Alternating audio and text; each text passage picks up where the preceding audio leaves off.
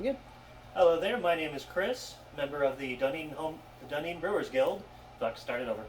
No, it'll edit out. My name is Chris, I'm a member of the Dunedin Brewers Guild, and showing you what I'm working on today, this is experiment number 1 of lagering. What I've got here is a very simple homemade wine recipe. I'm going with 2 cans of frozen grape juice concentrate, 1 bottle of grape juice, of white grape juice. This one is juicy juice. It's also got apple in it, but it is one of the few that you can get that doesn't have the preservatives in it, that is pasteurized.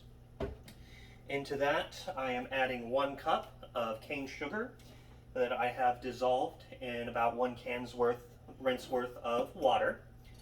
And then what I'm going to do is once it cools down, I'm going to pitch the lager yeast into it, and we're going to see what happens when you lager a wine. Now, if juice already has sugar in it, why are you adding granulated sugar? To boost the alcohol content. Okay.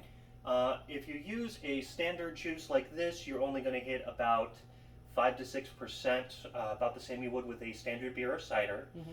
As I'm heading for wine, between the 1 cup of sugar and the extra juice, I'm pushing up the contents to about the 9 to 10% range. And what kind of yeast are you using to be able to tolerate the alcohol content that you're going for? I will need to fish that out of my fridge real quick.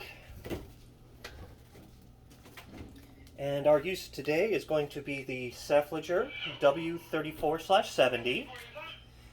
It is a nice dry yeast, has about a 10% alcohol tolerance, and should be just fine for something like this. And what temperature are you going to lager it at? The temperature that the packet says, because I don't remember off the top of my head. She's getting the thing out of the fridge. Oh. 48 to 71 degrees Fahrenheit. We're going to be down in the 48-degree range. It says ideally 53 to 59. I always tend to aim at the bottom of what it can handle. That way it doesn't overproduce and cause a blowout. Nobody likes a blowout. Nobody likes a blowout. Unless you're in New Jersey. Points for people who get that. I don't get any points.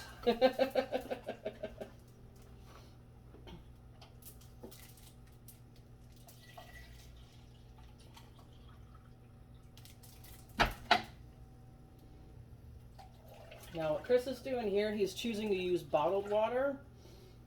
Discussions about water and why we may or may not want to use municipal water, and if we do, what we do to it to make it not suck, is a different video. I don't want chlorine or chloramine, or at least not too much of it, in here so it doesn't stress out the yeast, and the yeast doesn't have to work to overcome it. And it doesn't taste like Band-Aid. Yeah. But, to be fair, there's things that you can do to treat the municipal water that can avoid that. And there's great controversy sometimes amongst brewers about how they want to do it and why. But for today's episode and conversation, I'm just going to note that Chris is choosing to use bottled water, and that's okay. And now I'm just adding a 1/4 teaspoon of diammonium phosphate to give it a little extra nutrients. Not a huge deal. You don't have to put it in there. I would just rather cover my bases. And then the last thing I'm going to do before I call this done is I'm going to struggle to open a saran wrapped package.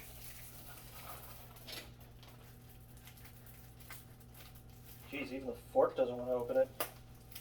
There we go. So I'm going to be adding 1 ounce of raisins to act as hopefully a nutrient source. There's some controversy as to whether this really does anything. I've had good results with it, so I'm not going to mess with it. Don't knock it if it seems to be working.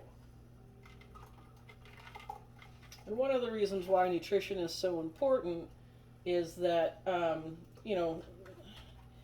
it's like anything else when something is eating it. Just like us, you can't live off of just sugar. You need to have something to keep you going. Sugar's great for that initial energy boost, but at some point you will die without nutrition. And the same thing happens with the yeast. They'll consume the available sugar, And then when that ceases to be a benefit to them, they need to have some kind of nutrition to keep them alive, or they stress and die, and that's not what we want. And if they're missing particular nutrients, they may do funky things and produce off flavors, such as cider with the dreaded rhino farts.